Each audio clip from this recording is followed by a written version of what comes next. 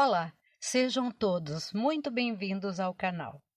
Nesta memória, Hans Weber nos conduz através dos tempos, aos maias e seus costumes, onde usar um medonho artifício de deformar o crânio e a face de um bebê eram sinônimos de prestígio e embelezamento. Inscreva-se no canal para mais histórias como esta. Deixe seu like e compartilhe com mais pessoas. Eu te conjuro, a ti, quem quer que sejas, que me desperta do que eu acreditava ser meu sonho eterno, a que me devolvas ao seio do nada. Por que me desvelas? Quem és? Devolve-me ao vazio de onde me arrancaste. Não quero recordar quem fui, nem quando criei alento, nem ver-te escrever esses sinais com os quais pretendes reproduzir a tua memória e a minha. Sei apenas que tive a desgraça de nascer e a dita de morrer. Não quero recordar mais. Inimigo esquadrinhador, maldito sejas, esquece-me. Não sei onde consegues o poder de dialogar comigo, violando assim cruelmente meu desejo de silêncio eterno. Nasceste antes de mim ou depois de mim? Se antes, nada posso dizer-te em meu nome. Cambu, que significa o pássaro do penacho amarelo. Se depois, como te atreves a considerar-me ditoso? Se por acaso fui, que pode lacerar mais a alma que perder o que se teve? E se muito tive, foi o que perdi, de forma que sofre mais quem teve mais. Mas não são bens da terra o que lamento, mas a esperança perdida. E se minha esperança foi maior que a de qualquer outro nascido, deves entender que ao perdê-la não há outro, vivo ou morto, mas desditado que eu. Bem vejo que sabes que fui um Alak Uinik, o homem da importância suprema, também chamado o verdadeiro, cujo poder superava e se estendia a todos os batabes que governavam as cidades vizinhas e as tupilhas de qualquer grau, por muito altas que fossem as suas funções. Mas agora te digo, preferia trocar de lugar com o escravo que às minhas costas me dava sombra com um guarda-sol de penas de arara, e como ele, vestir apenas um imundo ex para cobrir as partes pudentas, em vez de varrer o solo com minha capa de peles de jaguar, de calçar sandálias de ouro ou cobrir-me a fronte com a touca de plumas de quetzal, que antes de mim usava meu pai e meus avós. Outra coisa seria negar-te, porque nunca o sapo da mentira me sujaram a boca. Acreditei ser ditoso em vida, inclusive algumas décadas depois de morto. Mas começou minha tortura quando entendi que jamais se cumpriria o destino que me fora profetizado.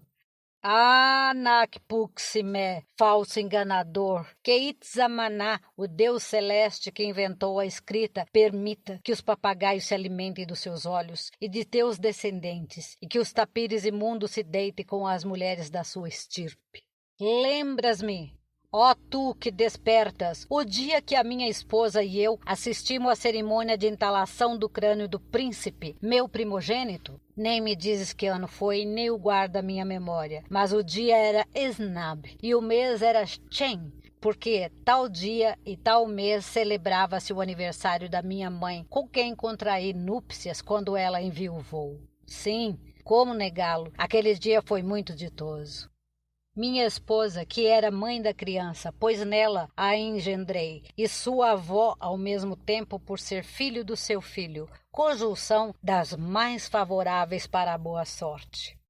Tomou em suas mãos o pulube, lançou fumaça sagrada sobre o rosto da criatura e cantou a oração cerimonial com a voz tão suave quanto a brisa da aurora. Vai abrindo caminhos na espessura da mata, para que em seguida penetre a luz. Após o que as amas iniciaram pulcramente seu trabalho com habilidade de peritas, de sorte que, ao crescer o crânio, se desenvolvesse somente para trás, de modo a evitar-se a testa curva, tão plebeia quanto a cabeça redonda e achatada das próprias raças inferiores. Além disso, com essa operação, forçava-se os ossos nasais a retrair até a parte mais alta da testa, e que o nariz iniciasse sua prolongada curvatura muito acima das sobrancelhas, junto à raiz do cabelo, coisa jamais vista em nenhuma outra raça. Com esse artifício, visto de perfil, tal como esculpiram os artistas em baixo relevo a meus ancestrais, a testa e o nariz formam um só e harmonioso conjunto de rara e singular beleza. Entre os ignorantes, Itkak, muitos esquecem que tão delicada operação não pode ser feita senão quando os ossos estão tenros como barro não cozido ainda, ou como esses estuques antes de ficarem secos, que ornamentam os templos e palácios, feitos de argila, pedra moída, gema de ovos de aacuts e mel de abelha. Um plebeu que, por querer parecer-se conosco, deformou seu crânio quando adulto, pagou sua sacrílega e inculta ousadia com a morte por epilepsia. Essa operação, que com tanto amor presenciamos, era só a primeira de um longo processo de embelezamento.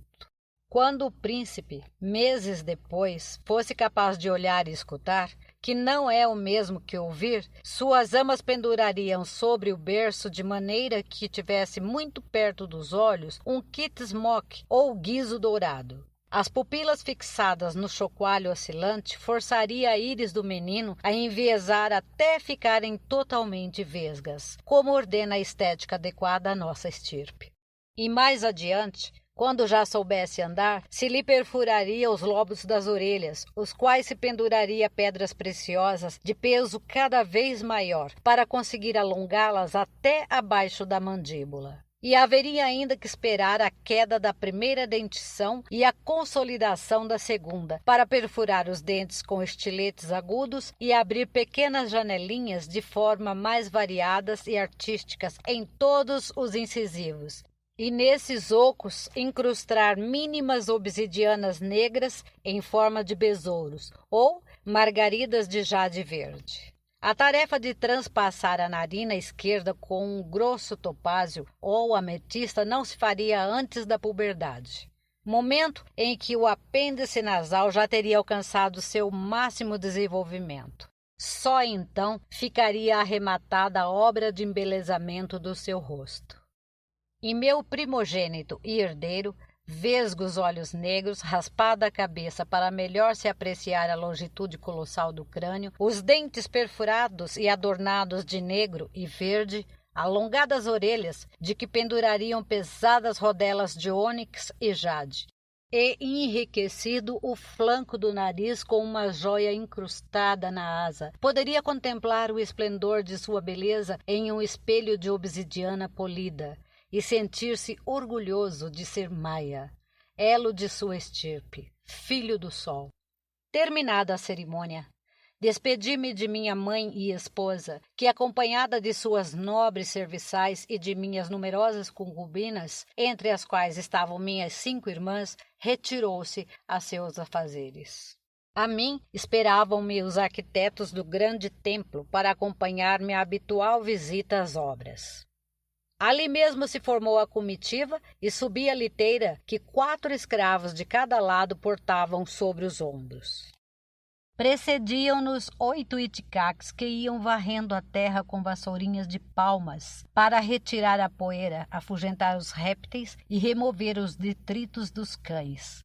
Seguiam-nos as virgens vestidas com seus cubes brancos, preciosamente bordados no peito e nas costas, que espalhavam água mesclada com pétalas trituradas de flores perfumadas e ervas aromáticas. Em seguida, o portador do tucu, seguido de flautistas e tamborileiros a dedo, que não usavam varetas cobertas de oleado para percutir os couros, e sim arrancavam à mão delicadíssimos sons dos tambores de cascas de tartaruga.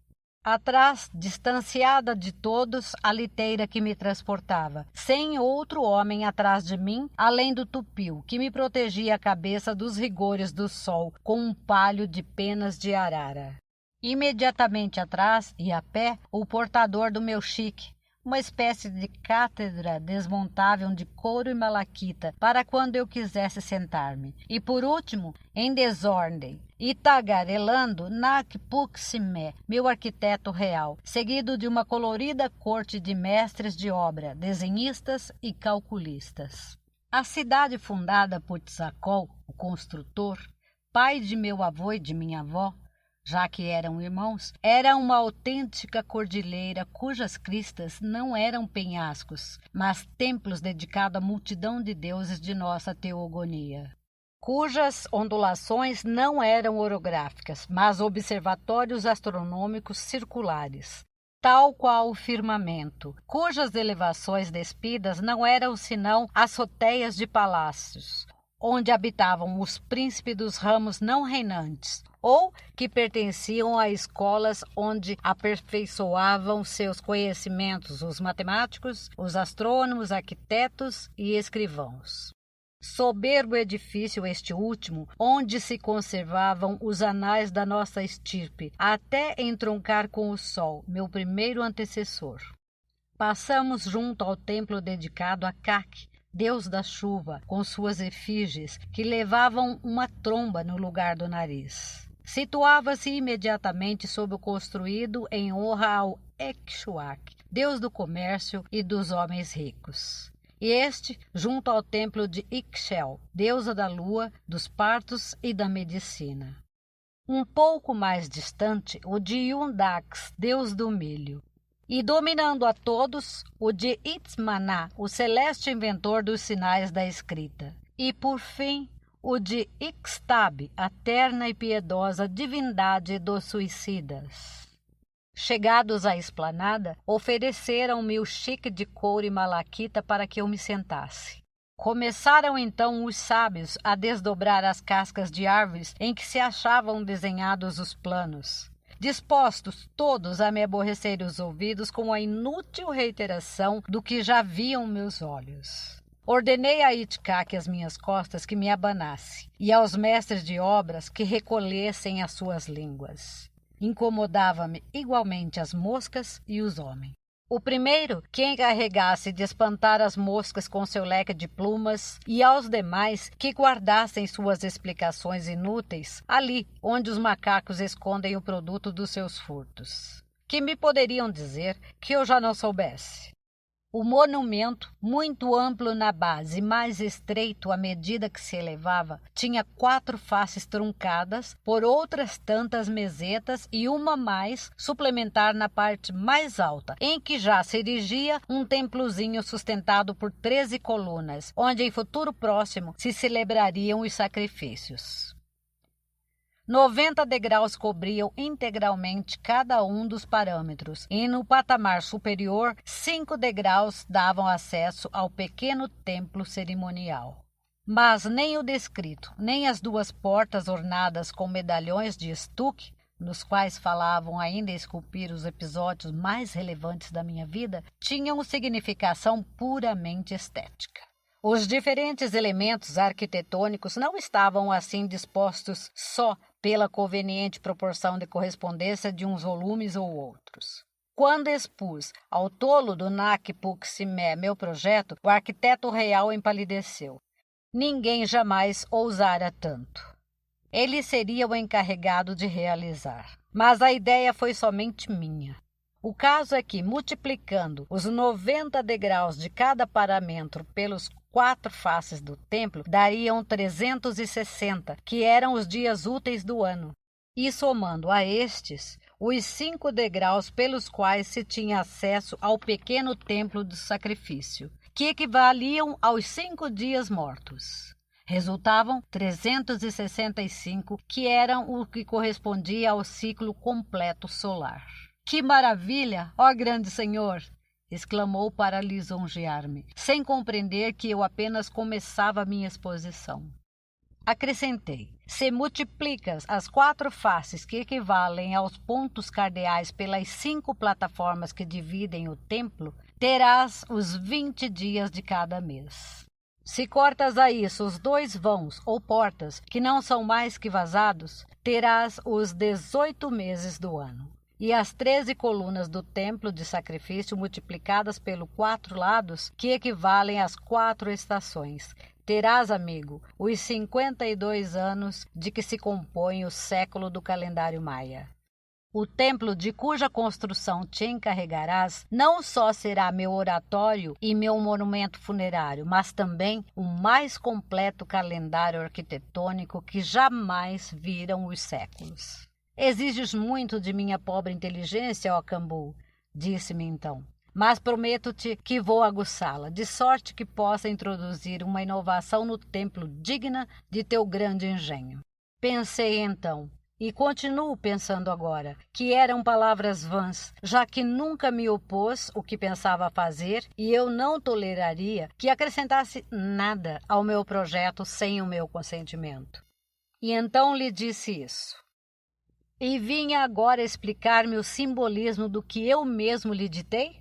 Mandei que se calasse e preparei-me para regalar minha vista com tudo que se oferecia à minha contemplação, mas saciá-la em silêncio, não em inúteis tagarelices. Sob minha vigilância e em primeiro plano, à direita, estavam os imensos viveiros de Aalcuts, com as gemas de cujos ovos mesclados com mel, como já disse, argila e pedra esmagada, se fabricavam já as primeiras peças de estuque para a ornamentação. Depois dos viveiros, e até onde alcançava a vista, dezenas de milhares de homens e mulheres, qual corredeiras intermináveis de formigas tenazes, acarretavam materiais para a magma construção. Os que carregavam as costas levavam a correia da mochila em torno da testa. Também assim a levavam aqueles que arrastavam grandes blocos de pedra, de sorte que, mais que puxar um peso, parecia que empurravam.